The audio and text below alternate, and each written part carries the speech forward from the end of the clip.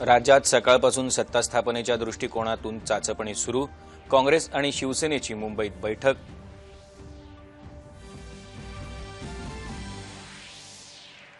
काँग्रेससोबत योग्य दिशेने चर्चा सुरू झाली आहे, योग्य वेळी निर्णय घेतला जाईल, उद्धव ठाकरे।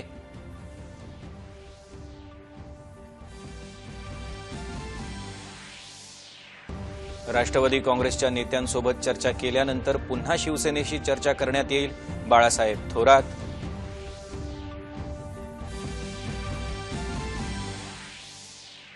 राष्ट्रवादीच्या ज्येष्ठ नेत्यांची बैठक। काँग्रेससोबत किमान समान कार्यक्रम निश्चितीसाठी राष्ट्रवादी काँग्रेसची समितीही स्थापन।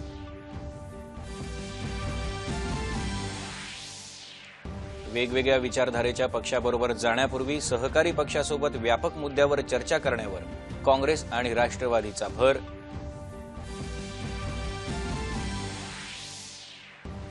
अकराव्या ब्रिक्स शिखर संमेलनात सहभागी होण्यासाठी पंतप्रधान नरेंद्र मोदी ब्रासिलियामध्ये दाखल।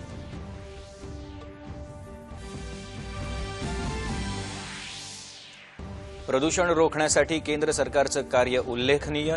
सर्वांनी संघटितपणे प्रदूषण दूर करण्यासाठी प्रयत्न करणं आवश्यक, केंद्रीय मंत्री प्रकाश जावडेकर। भारताच्या सरन्यायाधीशांचं कार्यालयही माहिती अधिकाराच्या कक्षेत समाविष्ट असल्याचा सर्वोच्च न्यायालयाचा निर्णय। आणि कर्नाटकामधल्या 17 बंडखोर आमदारांना अपात्र ठरवण्याच्या विधानसभा अध्यक्षांच्या निर्णयात हस्तक्षेप न करण्याची सर्वोच्च न्यायालयाची भूमिका, मात्र निवडणूक लढण्याची आमदारांना परवानगी। नमस्कार, 4:30च्या बातमीपत्रात मी तुषार पवार आपलं स्वागत करतो। आता पाहूयात बातम्या विस्तारानं। राज्यात सरकार स्थापनेसाठी गेल्या काही दिवसात वेगवान घडामोडी घडत होत्या, मात्र निवडणूक निकालानंतर 18 दिवस उलटूनही सत्ता स्थापनेचा पेच कायम राहिल्यामुळे राज्यात कालपासून राष्ट्रपती राजवट लागू झाली। आज सकाळपासून दिसत आहेत ते काँग्रेस, राष्ट्रवादी काँग्रेस आणि शिवसेना यांचे सरकार स्थापन करण्यासाठीचे प्रयत्न। काँग्रेस आणि शिवसेना यांच्यात आज मुंबईत बैठक झाली। काँग्रेससोबत चर्चा प्रगतीपथावर असून ती योग्य दिशेने सुरू झाली आहे, योग्य वेळी निर्णय घेतला जाईल असं शिवसेना पक्षप्रमुख उद्धव ठाकरे यांनी या बैठकीनंतर सांगितलं।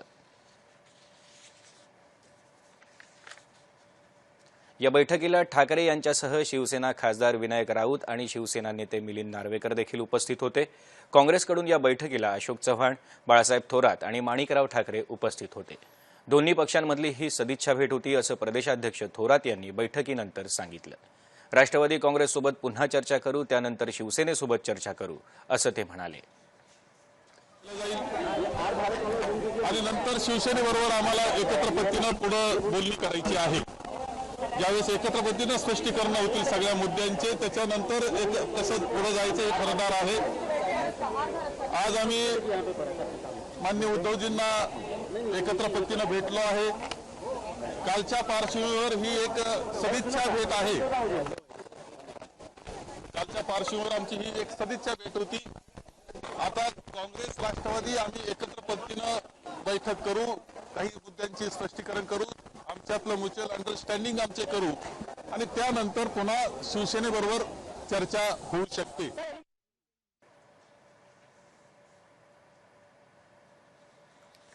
काँग्रेससोबत किमान समान कार्यक्रम ठरवण्यासाठी राष्ट्रवादी काँग्रेसनं समिती स्थापन केली आहे। या समितीत प्रदेशाध्यक्ष जयंत पाटील, अजित पवार, छगन भुजबळ, धनंजय मुंडे आणि नवाब मलिक यांचा समावेश आहे। राष्ट्रवादी काँग्रेसच्या ज्येष्ठ नेत्यांची आज मुंबईतल्या यशवंतराव चव्हाण प्रतिष्ठान इथं बैठक झाली। राष्ट्रवादी काँग्रेस आणि काँग्रेस यांची विचारधारा एकच आहे, पण शिवसेनेची विचारधारा मात्र वेगळी आहे, म्हणून याबाबत काँग्रेस पक्षाशी सविस्तर चर्चा केल्यानंतरच निर्णय घेतला जाईल असं राष्ट्रवादी काँग्रेसचे ज्येष्ठ नेते अजित पवार यांनी बैठक संपल्यानंतर प्रसारमाध्यमांना सांगितलं। उसके लिए क्लियर क्या इसके बारे में हर एक का कहना है, क्योंकि अभी गवर्नमेंट जल्द से जल्दबाजी की और गवर्नमेंट बनाया और बाद में एक आधा इश्यू ऐसा आया कि उसमें दो राय हो रही है, तो मुसीबत आ जाती। अभी दूसरे कुछ परिस्थिति निर्माण हुई है, वो परिस्थिति में रास्ता निकालने के लिए हमें एक दूसरे के साथ डायलॉग करना पड़ेगा और उसके बाद ही क्या होगा ये महाराष्ट्र को पता। दरम्यान किमान समान कार्यक्रमासह सर्व पैलूंवर स्पष्टीकरण आणि व्यापक चर्चा आवश्यक असून त्यानंतर काँग्रेस राष्ट्रवादी काँग्रेस या दोन्ही पक्षांची सहमती झाल्यानंतरच सरकार स्थापनेचं पुढचं धोरण ठरवण्यात येईल असं काँग्रेस नेते अहमद पटेल यांनी काल सांगितलं. राष्ट्रवादी काँग्रेससह काल घेतलेल्या संयुक्त पत्रकार परिषदेत ते मुंबईत बोलत होते.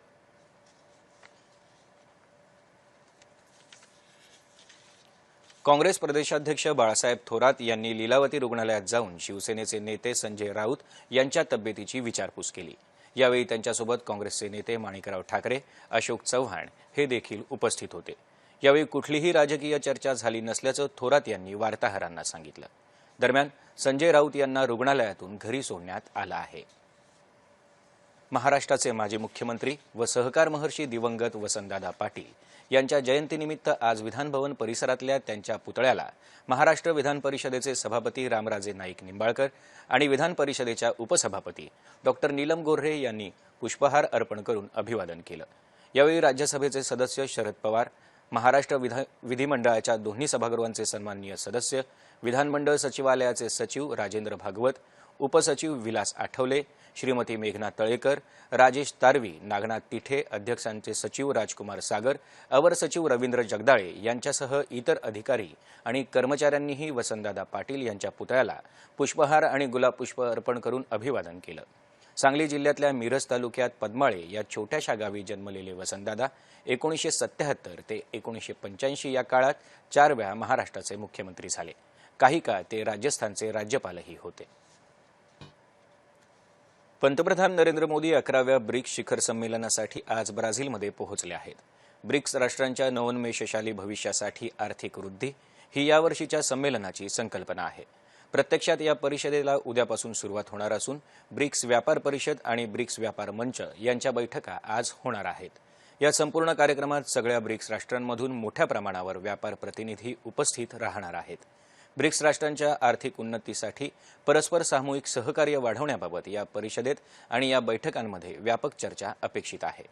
पंतप्रधान मोदी 6व्यांदा ब्रिक्स संमेलनात सहभागी होत आहेत, तर ब्राझीलचा त्यांचा हा दुसरा दौरा आहे.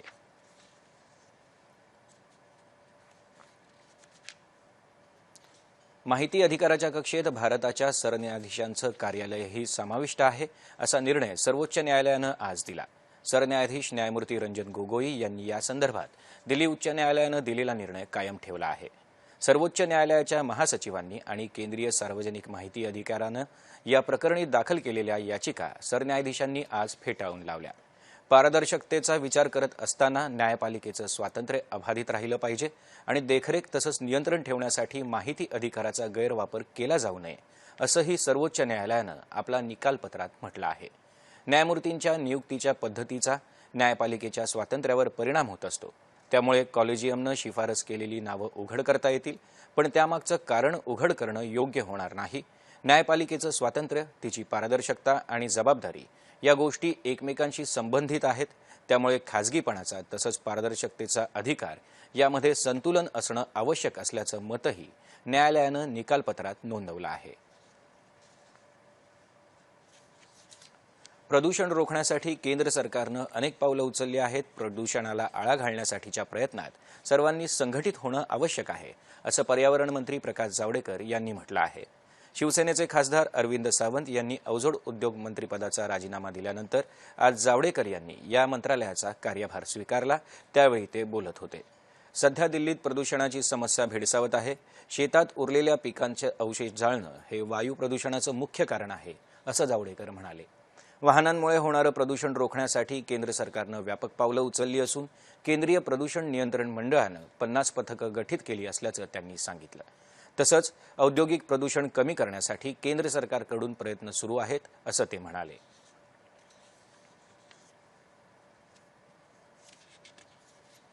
लेकिन वाहनों के प्रदूषण पर बहुत बड़ी मात्रा में केंद्र सरकार ने, मोदी सरकार ने जो काम किया है उसका परिणाम अच्छा हुआ है. लेकिन फिर भी रोज 2000 नए वाहन आते हैं दिल्ली में, ये भी हमें समझना चाहिए. दूसरी चीज है कि जो डस्ट का पोल्यूशन है उसको रोकने के लिए हमने बहुत काम किया है और सीपीसीबी की 50 टीमें अभी गठित है और वो सब जगह जा रही है. कुछ जगह मैं भी जाने वाला हूं कि जहां दिल्ली में भी जगह जगह कचरा जलाया जाता है या जहां रोड का धूल बहुत ज्यादा उड़ता है, तो वो भी हम देखेंगे। पराली का जलाना ये भी एक बड़ा फैक्टर है और हमने देखा है पिछले 15 दिन में कभी 40% भी प्रदूषण का हिस्सा पराली जलाना होता था, तो कभी 5% भी होता है। तो ये कम ज्यादा जिस तरह से पराली जलती है उसका परिणाम भी होता है।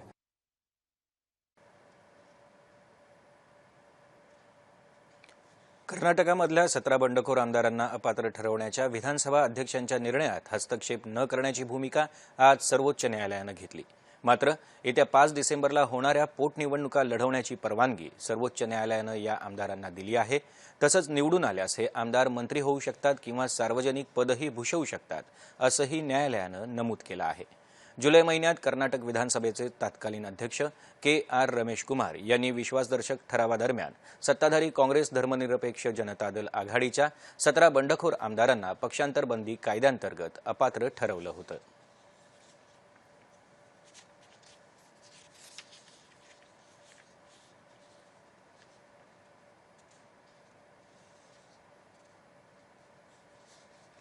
राफेल लढाऊ विमान खरेदी करार प्रकरणी मोदी सरकारला क्लीन चिट देण्याच्या निर्णयाचा पुनर्विचार करावा यासाठी दाखल याचिकांवर सर्वोच्च न्यायालय उद्या निर्णय देण्याची शक्यता आहे। फ्रान्सच्या दसॉल्ट एव्हिएशन सोबत 36 राफेल विमानं खरेदी करण्याच्या निर्णय प्रक्रियेत शंका घेण्यासारखं काही नसल्याचा निर्वाळा सर्वोच्च न्यायालयानं दिला होता। कथित गैरव्यवहार प्रकरणी तपास करण्याची मागणी करणाऱ्या याचिका सर्वोच्च न्यायालयानं 14 डिसेंबर 2018 रोजी रद्दबातल केल्या होत्या। न्यायालयानं दिलेल्या निर्वाळ्याबाबत 3 पुनर्विचार याचिका सर्वोच्च न्यायालयात दाखल करण्यात आल्या होत्या। त्यावर 10 मे रोजी न्यायालयानं आपला निकाल राखून ठेवला होता। राष्ट्रीय राजधानी क्षेत्र दिल्लीमधल्या प्रदूषणानं पुन्हा धोक्याची पातळी ओलांडली असून येत्या 2-3 दिवसात त्यात आणखी वाढ होण्याची शक्यता आहे। सध्याची परिस्थिती आणीबाणीच्या पातळीवर पोहोचली असून सर्वोच्च न्यायालयानं त्याबाबत कठोर भूमिका घेतली आहे। न्यायालयानं केंद्र आणि राज्य सरकारला नोटिसा जारी केल्या आहेत। काही ठिकाणी धुरक्यामुळे वातावरणाची दृश्यता कमी झाली आहे। हवेच्या गुणवत्तेच्या निर्देशांकानुसार Lodhi road, Mathura road, Anand Vihar, Jahangirpuri, RK. पुरम आणि विवेक विहार या भागात प्रदूषणाची पातळी गंभीर आहे। त्यामुळे नागरिकांना आरोग्याच्या तक्रारींना सामोरं जावं लागत आहे। डिजिटल क्षेत्रात कट्टरतावादी आणि दहशतवादी शक्तींचा शिरकाव होऊ न देण्यासाठी सर्व देशांनी द्विपक्षीय तसंच बहुपक्षीय पद्धतीनं समन्वयानं काम करावं असं आवाहन भारतानं केलं आहे। सायबर विश्वाच्या संचलनासंबंधी फ्रान्समध्ये पॅरिस इथं आयोजित शांतिमंचाच्या बैठकीत परराष्ट्र व्यवहार मंत्री एस जयशंकर यांनी भारताची ही भूमिका मांडली। महत्त्वपूर्ण कार्यालयांवर सायबर हल्ले होऊ नयेत यासाठी जलद सायबर कारवाई करण्यावर तसंच प्रतिबंधात्मक सुरक्षा उपाययोजनांवर देशांनी विचार केला पाहिजे असं ते म्हणाले। दहशतवादी तसंच कट्टर विचारांनी भरलेला आणि हिंसक मजकूर इंटरनेटवरून हटवण्यासाठीच्या ख्राईस्ट चर्च आवाहनाला भारतानं समर्थन दिलं असल्याचा पुनरुच्चार त्यांनी केला।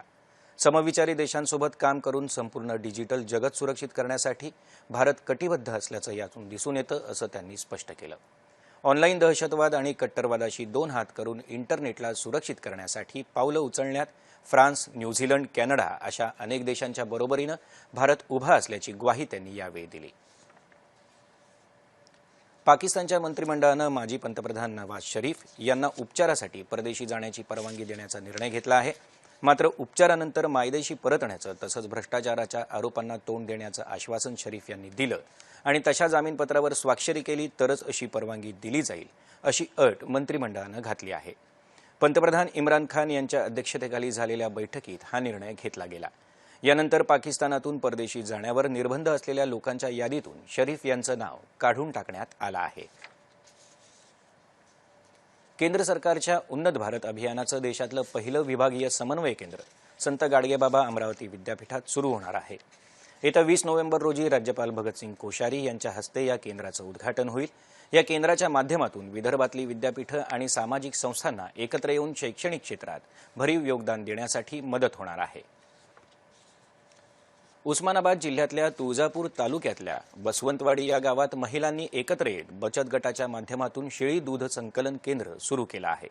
उस्मानाबादी शेळी ही अनेक वैशिष्ट्यांमुळे जगभर प्रसिद्ध आहे। त्यामुळे शेतीला पूरक व्यवसाय म्हणून शेळी पालन व्यवसायाकडे पाहिलं जातं। या व्यवसायातून आर्थिक प्रगती साधण्याचा विचार करत 10 महिलांनी एकत्र दूध संकलन केंद्र सुरू केलं. केंद्रात संकलित झालेल्या दुधाची तपासणी, प्रतवारी आणि त्यांचं बाजारपेठेत पाठवण्यासाठीचं पॅकिंग इथल्या महिलाच करतात. हे दूध रोगप्रतिकारक शक्ती वाढवण्यासाठी उपयुक्त असल्यामुळे दुधाला मोठी मागणी आहे.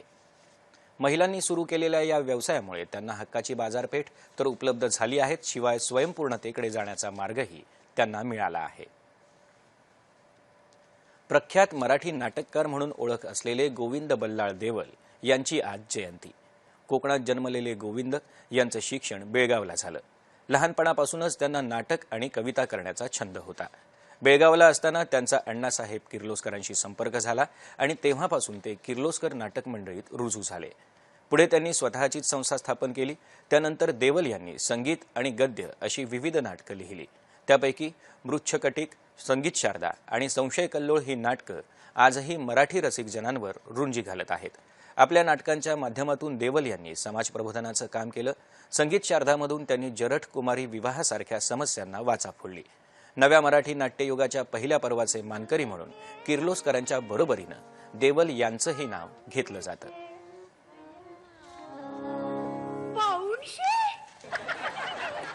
म्हातारा इतका एवढा नाही म्हातारा इतका अवघे पाऊलशे अवघे पाऊलशे अवघे पाऊलशे लग्न असतील गुडघ्यालाच पाशीन बांधले लग्न असतील अवघे त्रिपुरारी पौर्णिमेनिमित्त काल अनेक ठिकाणी दीपोत्सव सोहळा उत्साहात आणि मंगलमय वातावरणात पार पडला. नाशिकमधल्या मुक्तिधाम मंदिरात कार्तिक स्वामींच्या मंदिरात दरवर्षीप्रमाणे यावर्षीही मुक्तिधाम मंदिर ट्रस्टच्या वतीनं 3000 ज्योती प्रज्वलित करून आणि रांगोळी रेखाटून हा परिसर उजळून टाकला होता. तसंच नाशिक रोड इथल्या अण्णा गणपती मंदिर परिसरात 5000 दिव्यांच्या रोषणाईनं दीपोत्सव साजरा झाला. जिल्ह्यातल्या 12 ज्योतिर्लिंगांपैकी एक असलेल्या त्र्यंबकेश्वर इथल्या अकोला इथंही त्रिपुरारी पौर्णिमा मोठ्या उत्साहात साजरी झाली. शहरातलं आराध्य दैवत असलेल्या श्री राजाराजेश्वर आणि सालासार मंदिरात हरिहर मिलन तसंच त्रिपुरारी पौर्णिमेच्या निमित्तानं मंदिरात हजारो दिव्यांची आरस केली होती. जागतिक दिव्यांग अॅथलेटिक्स स्पर्धेत सुंदर गुर्जर पुरुषांच्या भालाफेक प्रकारात विजेतेपद पटकावून टोकियो पॅरालिम्पिक स्पर्धेसाठी पात्र ठरला आहे. दुबई इथं सुरू असलेल्या या स्पर्धेत अजित सिंग आणि रिंकू हे देखील कांस्य पदक मिळवून पॅरालिम्पिक स्पर्धेसाठी कोटा पद्धतीतून पात्र ठरले आहेत. सुंदर सिंगनं 61.22 मीटरची सर्वोत्कृष्ट कामगिरी नोंदवली. याच स्पर्धेत योगेश कथुनिया यानं पुरुषांच्या थाळीफेक प्रकारात रौप्य पदक पटकावलं. त्यामुळे भारताची पदक संख्या 5 झाली असून त्यात 2 सुवर्ण, 2 रौप्य आणि 1 कांस्य पदकाचा समावेश आहे. कतारमध्ये दोहा इथं सुरू असलेल्या 14व्या आशियाई नेमबाजी स्पर्धेत भारताच्या नेमबाजांची विजयी घौडदौड सुरू असून श्रीकांत धनुषनं 10 मीटर एअर रायफल प्रकाराच्या कनिष्ठ गटात चीनच्या प्रतिस्पर्ध्याला नमवलं. त्यानं सुवर्णपदक खिशात टाकलं. तर त्याच प्रकारात तुषार माने यानं 3रा क्रमांक पटकावत कांस्य पदकाची कमाई केली. तर महिला नेमबाजांपैकी श्रिया अगरवालनं रौप्य पदक आणि खुशी सैनी हिनं कांस्य पदक जिंकून भारताच्या यशात भर घातली.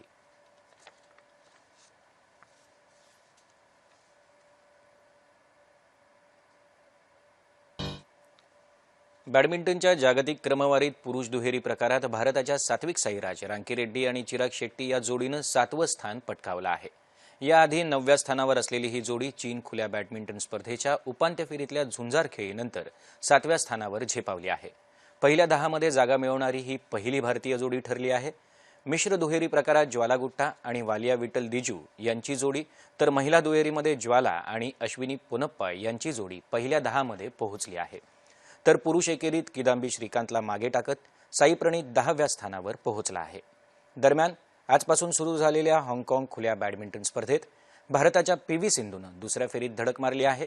तिनं कोरियाच्या किम गा युन हिला 21-15, 21-16 असं सरळ गेममध्ये नमवलं. तर सायना नेहवाल आणि समीर वर्मा पराभव झाल्यामुळे स्पर्धेतून बाहेर पडले आहेत.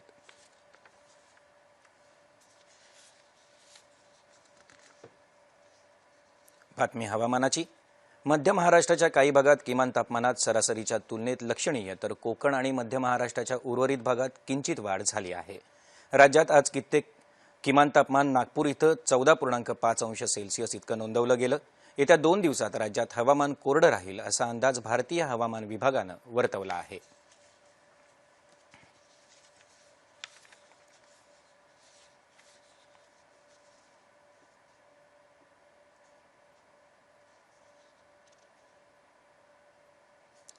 ठळक बातम्या पुन्हा एकदा.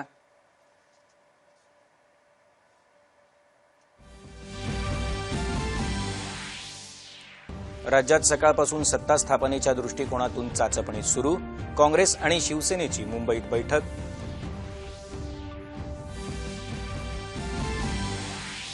काँग्रेससोबत योग्य दिशेनं चर्चा सुरू झाली आहे. योग्य वेळी निर्णय घेतला जाईल. उद्धव ठाकरे.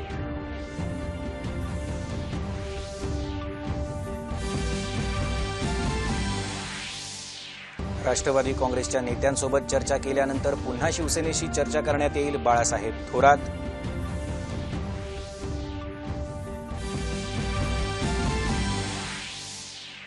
राष्ट्रवादीच्या ज्येष्ठ नेत्यांची बैठक. काँग्रेससोबत किमान समान कार्यक्रम निश्चितीसाठी राष्ट्रवादी काँग्रेसची समितीही स्थापन.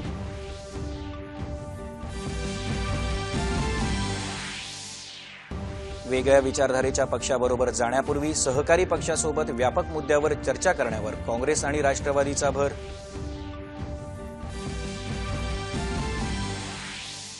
अकराव्या ब्रिक्स शिखर संमेलनात सहभागी होण्यासाठी पंतप्रधान नरेंद्र मोदी ब्रासिलियामध्ये दाखल.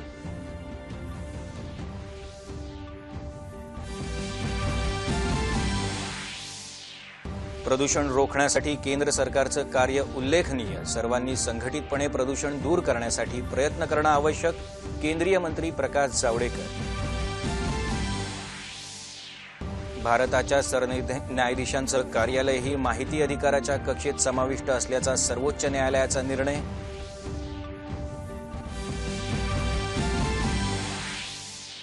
आणि कर्नाटकामधल्या 17 बंडखोर आमदारांना अपात्र ठरवण्याच्या विधानसभा अध्यक्षांच्या निर्णयात हस्तक्षेप न करण्याची सर्वोच्च न्यायालयाची भूमिका. मात्र निवडणूक लढण्याची आमदारांना परवानगी. याबरोबरच हे बातमीपत्र संपलं. पुन्हा भेटूया संध्याकाळी 7 वाजता पुढच्या बातमीपत्रात आपल्या सह्याद्री वाहिनीवर. नमस्कार.